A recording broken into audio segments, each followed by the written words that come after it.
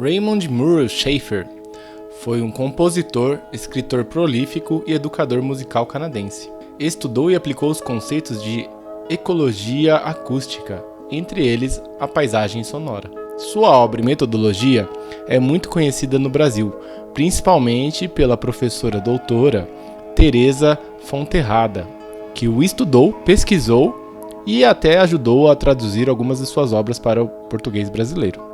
Schafer também esteve no Brasil, aplicando oficinas que focavam na conscientização da escuta e no fazer musical criativo. Fonterrada, no livro Pedagogias em Educação Musical, destacou 3 eixos que caracterizam o pensamento na produção de Schafer: a relação som-ambiente, a confluência das artes e a relação da arte com o sagrado. A relação som-ambiente concentra o foco de maior interesse do Schafer, e ele acaba criando uma palavra chamada soundscape para tratar essa relação. Aqui no Brasil nós chamamos de paisagem sonora. Com forte preocupação ambientalista, o autor pensava que o desequilíbrio entre o homem e a natureza também refletia na música e o levou a desenvolver um campo de estudo de trabalho denominado ecologia acústica. Para Schafer, a sociedade contemporânea se descuidou com relação ao interesse pelo som e as relações que o homem estabelece com o fenômeno. Necessita-se que o homem aperfeiçoe os modos de apreensão do som e valorize sua importância, respeitando o impacto no ambiente, construindo um campo sonoro adequado aos indivíduos e à sociedade em que vivem. A soundscape is any collection of sounds, almost like a painting is a collection of visual attractions. I think when you listen carefully to the soundscape, it becomes quite miraculous when you listen carefully and marvel.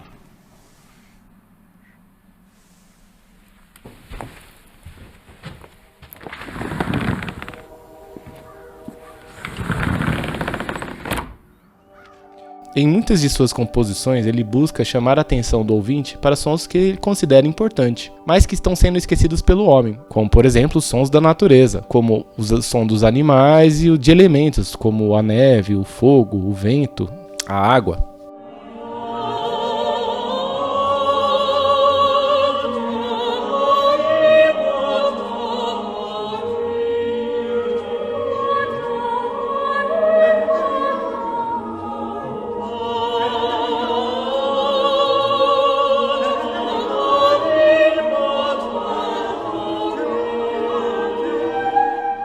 A confluência das artes é um ideal cultivado no novo gênero criado por Schafer, intitulado Teatro de Confluências. O autor buscou apontar caminhos para que o homem, por meio da arte, pudesse superar a fragmentação e a desagregação, descobrindo maneiras saudáveis de integração, união e obtenção de sabedoria que superassem as sequelas decorrentes do excesso de especialização das sociedades ocidentais. Empregou o gênero na obra Pátria, composto por 12 obras em que várias linguagens artísticas interagem, sem que nenhuma delas tenha primazia sobre as outras. Também foram concebidas para serem executadas no ambiente, com o ambiente como meio, tais quais a beira de um lago, floresta, uma praia, um jardim, entre outras. Para Schafer, o ambiente é parte essencial da obra, pois suas características incidem diretamente na qualidade sonora.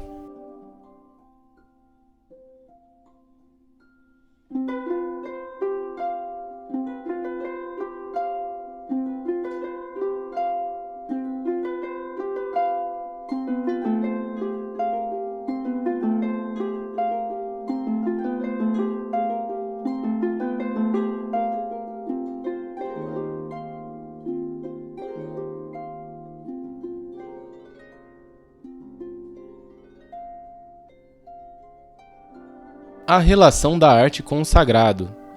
Para Schafer, o sagrado é de caráter holístico, ou seja, envolve todos os canais com os quais o homem conta para se apropriar do existente, construir, relacionar-se com o mundo e ser capaz de interpretá-lo, ao outro e a si mesmo. Refere-se aos aspectos sensível, perceptivo, motor, afetivo, mental, social, espiritual e, claro, intelectual. O ser humano só terá acesso a essas dimensões por imersão, quando então o sentido do sagrado se aflorará pela experiência do vivido num processo de reencantamento com o mundo. Schaeffer atribui o enfraquecimento do valor do sagrado a diversos problemas do homem contemporâneo. E é papel da arte na atualidade recuperar valores perdidos ou debilitados. Para Schaeffer, a arte deve promover mudanças em nossas condições existenciais. Outras características do Schaeffer. Ele não desenvolveu um método como caminho proposto e linear. Suas propostas eram caracterizadas pela não linearidade. Também não se dirigiam a faixas etárias específicas e por não se inserirem necessariamente em currículos escolares. No capítulo O Rinoceronte na Sala de Aula, do livro O Ouvido Pensante, Schaeffer faz uma lista do que considera essencial para o educador musical refletir. O primeiro passo prático em qualquer reforma educacional é dar o primeiro passo prático. Na educação, fracassos são mais importantes que sucessos. Nada é mais triste que uma história de sucessos. Ensinar no limite do risco. Não há mais professores, apenas uma comunidade de aprendizes. Não planeje uma filosofia de educação para os outros, planeje uma para você mesmo. Alguns outros podem desejar compartilhá-la com você. Para uma criança de 5 anos, arte é vida e vida é arte.